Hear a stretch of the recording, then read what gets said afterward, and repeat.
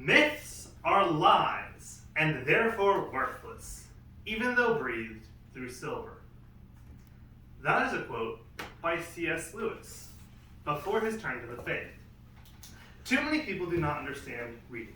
They do not understand how you can stick your nose in a book for hours on end and enjoy it, and get something positive from it.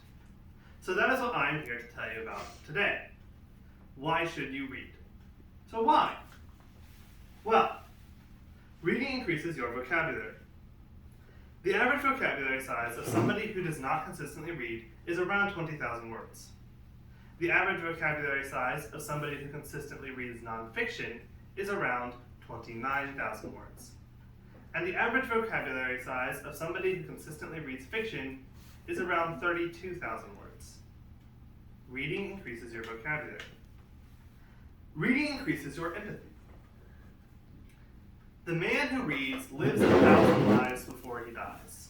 The man who does not read lives only one. George R.R. Martin.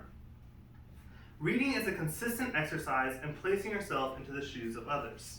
Through doing this, it drastically improves your ability to understand and relate to people with radically different worldviews, ideologies, and opinions than you. Reading increases your empathy. Reading reduces your stress. Reading for as little as 6 minutes can reduce your stress by up to 68%. Let's put that into perspective. That is 1.5 times more than listening to music can reduce your stress.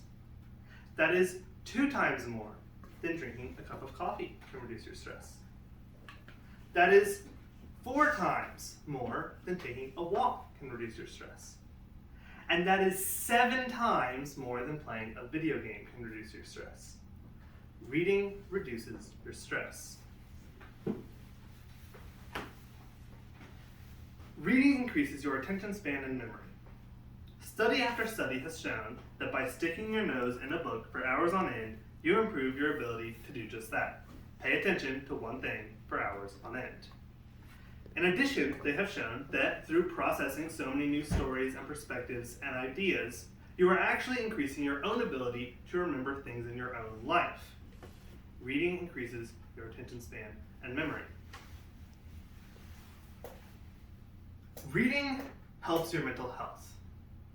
It has been shown many times how many mental health diseases and problems reading can help with.